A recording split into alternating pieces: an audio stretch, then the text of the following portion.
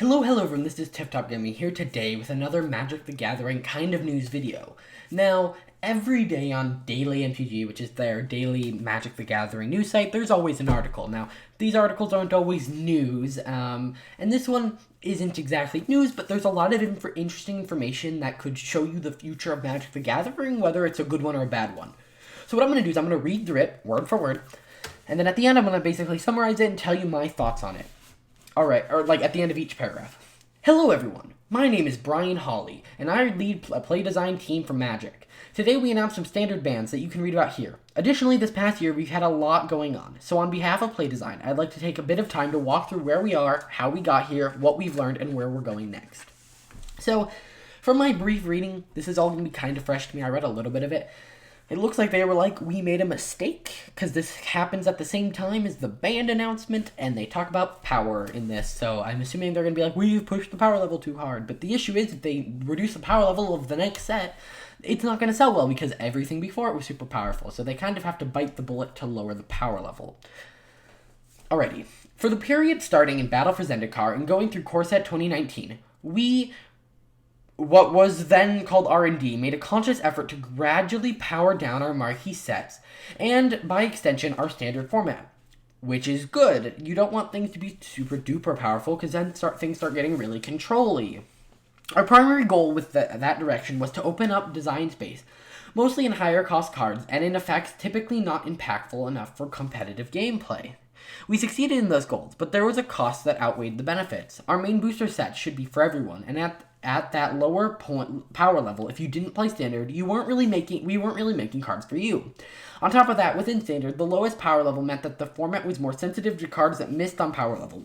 A lot of those Standard formats were badly warped by cards like Smuggler's Copter and Gideon. So Smuggler's Copter, and Gideon Ally of Zendikar were dominant in ways that they wouldn't be if the rest of the format were at a higher bar. So basically they're saying the opposite of what I thought they were saying, is that, hey, we tried lowering the power level, but hey, that didn't work, because if you didn't play Standard, it wasn't for you. And I do see that as a point, but they also are releasing a ton of other things that aren't Standard, so I think that maybe not super low, but like right now we're kind of at an extremely high power level. I think that you can write powerful cards that first off don't affect Standard as much, and powerful cards that promote more of what Magic is and less of just a control-a-thon. Around the time we were designing Guilds of Ravnica, so that would be the oldest set in Standard right now, largely in reaction to the points above, we've adopted a philosophy we call FIRE. Magic should be fun, inviting, replayable, and exciting. And I agree with that. The philosophy spurred a large number of changes in how we design Magic and shifted away the play design approach that we used to do. So basically, we changed things. I don't know what the approach was before, but I don't know. First, we intentionally powered up our marquee sets, and therefore Standard, from Guilds of Ravnica through Throne of Eldraine. I mean, we kind of see that. Now, they did say through, so that might be like, now we're going to power it down again, but that doesn't look like where it's going. We took this path for a variety of reasons. We think Standard is more fun at a slightly higher power level. Now, inviting. I think that's kind of contradictory, but we'll see. If it's done right, I think it can be inviting. We took this path for a variety of reasons. We think Standard is more fun at a slightly higher power level. It's easier to make cards relevant to more players without making bizarrely engineered cards laser focused on a specific niche that may or may not have actually get there. I'm looking at you, Alpine Moon. So this was the card that was meant to be powerful outside of Standard. But, you know, it had to be very careful in Standard. Also, while we'd opened up a design space at a higher mana cost, we realized that we'd lost design space in the wackier strategies because a lower-powered Standard couldn't absorb them as easily. Our intention was that this... Wait, what? Also, while we'd opened up design space, we realized we lost design space in wackier strategies because it was lower power. No. I feel like... Okay, if Standard is super powerful, if they're talking about jank, which I don't really consider jank to be bad decks, it's just not the meta deck, or like a fun, gimmicky kind of deck that goes off on like, I don't know, Undergrowth, that'd be kind of a janky kind of deck. If it's lower power level, those janky decks have a better chance. But if everything is super powerful, well then the best of the powerful cards can be put together and the janky stuff can't exist. So I highly disagree with that. Our intention was that this powering up was gradual over the course of the year, and afterwards we would start a standard power level somewhere around the range of standard circa Return to Ravnica and Theros. The strength of the standard format is such a nebulous concept that we don't try to rigidly and rigorously define it, but that era is a good ballpark description of our aim. So basically they said from Guilds of Ravnica we tried to increase the power level every set, which I think Guilds of Ravnica and Ravnica Allegiance, I see that. Core set 2020 had some very powerful cards in it, and I think Throne of Eldraine is probably one of the most powerful sets we've seen in a while, especially with things like Oko. So they were trying to purposely ramp up the power level of standard, which I think can be kind of stupid. You get things like Oko and that one Tor brand, which are unnecessary for standard. So, and they're going to talk about this. Second, we expanded back into our riskier space for constructed that we previously engaged, we've shied away from or severely powered down during the BFZ to M19 era, namely low-cost planeswalkers, color hate, and open-ended combo cards. We learned a great deal about all of these, but let's let those aside for a few paragraphs and come back to these. So basically they said, hey, in the past year, we raised the power level, making things more control-y, and we were risky with what cards we released. The buck stops here. Outlier cards aside, Throne of Eldraine is in a range for our new normal as far as marquee set strength is concerned. It's on the high end of range, but within it. Our hope is that the power level of coming sets are in the same league, and we do not intend to keep raising the power level of our marquee sets over time. So that's good. Things aren't going to get more powerful, but I think Throne of Eldraine might be a little too powerful. I'm not sure. Different effects will be relatively stronger or weaker set and format to format, but our intention is to hold around this strength level in our marquee sets going forward. Oko Thief of Crowns, however, we missed on. There's no question that he is much stronger than we intended. Really? How did you not tell that was going to be a problem? But that's not the point of this video. There are a lot of reasons he wound up as strong as he did, and there's not a clean and easy story to tell. The story is rooted in the fact that play design is and needs to be a design team, not simply a playtesting team. We do a great deal. Well, they do need to be careful, not just being like, here's a 1-cost blue spell that says you can have any number of these in your deck and you win the game. That's, ridiculous. We do a great deal of playtesting, and we are ultimately responsible for the power level of cards, but the result of any playtesting needs to be chosen based on what power level things should be. We design and redesign cards, change play patterns, and tackle design challenges at the card, deck, mechanic, or format level to try and make our constructed formats fun to play. This could, and likely will be, an article of its own, but for now we'll focus on what that means for Oko specifically.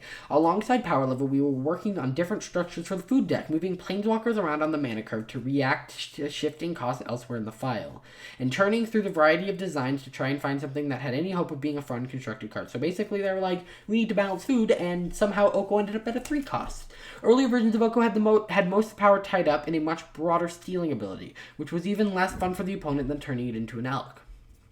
I guess, because, stealing thing can be kind of annoying. Can you imagine +1? Steal a creature.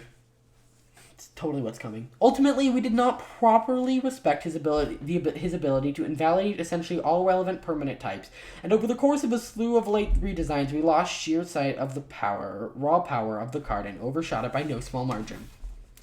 Ultimately, we did not properly respect his ability. Eldraine's general power level is indicative of our aim for the new normal, but Oko Thief of Crown is not. So they want to make it powerful, but not Oko Thief of Crown powerful, which is, I guess.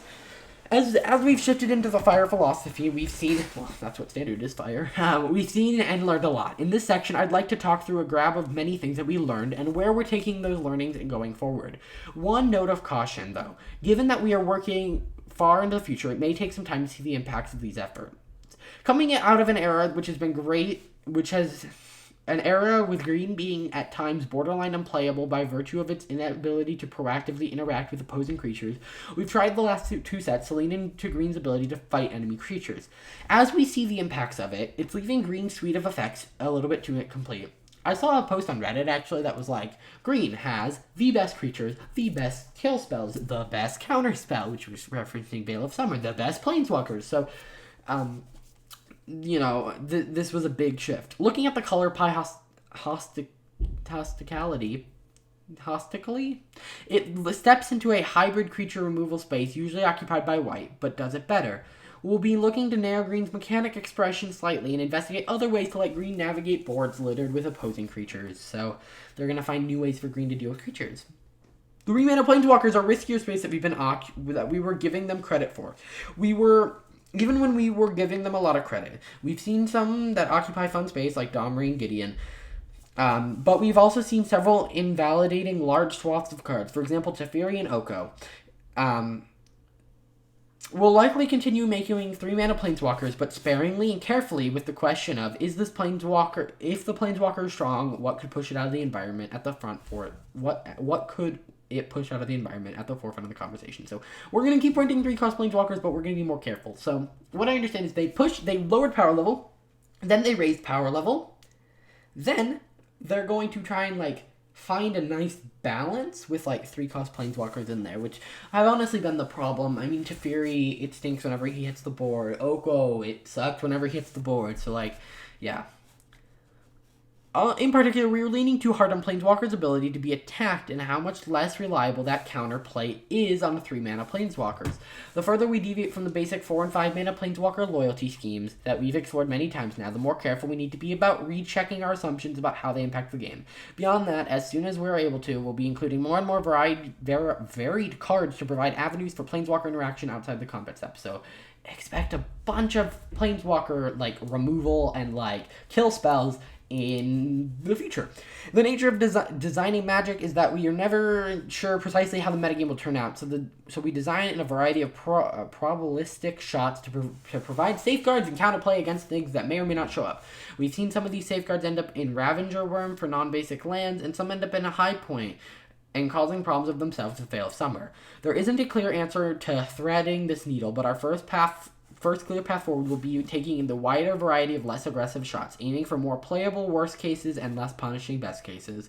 With Core Set 2020, we tried an experiment of specifically designing cards with the intention of calling back to previous year's themes. Our goal was to make 8 standard sets which offered representation of a lull given in the low amount of change, more novel and fresh in a way that didn't incur as much risk of dominating the following year of standard. Wow, that's a lot of text. We saw some of the positives in terms of new and interesting content, but with so much of standard comprised of those decks, the format taxed players too heavily to acquire cards with a very short period of time. On top of that, those cards still incurred risk. Field of the Dead was specifically designed to hook back to Scape Shift and hit at a fairly appropriate level in 8-set standard, but proved too dominant after rotation without Scape Shift. We'll continue to look at these opportunities and blend across the year. So basically, Core Set 2020 was meant to have cards that synergize with things rotating out, which is kind of silly, but they did it to let dinosaurs have their time in the light and things. And so that's interesting. We will continue to look for opportunities for our sets to blend and synergize across the years, but we're pulling back significantly on the specific approach and aiming for those decks to be at a lower percentage of the metagame. So basically, they don't want Core Set 2021 to basically say, hey, remember that surveil mechanic? We're going to basically make that the meta. So then the TLDR, which is too long, didn't read. Our primary goal is, and always has been, to make play environments as fun as possible. That's not at all what you say in band announcements. You're like, fun? What's fun? I mean, they've been talking about it a little bit more recently, but most of the time they're like, well, this is too in the metagame. Oh, pros are hating this card, which in reality, a majority of the player base is not pros. Part of that has been reverting our decision to power down standard, which we did gradually over the course of last year. With Throne of Eldraine, we hit the high end of what we're aiming to be, and our plan is to level our sets roughly at this power level going forward. We stumbled in a few places, but we've been watching, listening, and learning from those mistakes. So what he's saying is, standard has been terrible, and we're going to keep it at this power level. Ideally, things are going to level out, and there can be standard can be powerful without it being oppressive, but it has to be done right, and I don't know if I have the confidence in Wizards to do that. Alrighty, this video is a little bit off the beaten path, and it doesn't reveal too much about news, so I'm actually going to put this, I believe it's Tuesday when this is being posted, instead. So I hope you guys enjoyed this extra upload. It was just something that I found really fascinating. Please hit that like button to get this in more recommended. It means a ton to me. Please hit that subscribe button and the bell icon to stay up to date with everything Magic the Gathering, and I'll see you guys in the next video. Bye. Bye.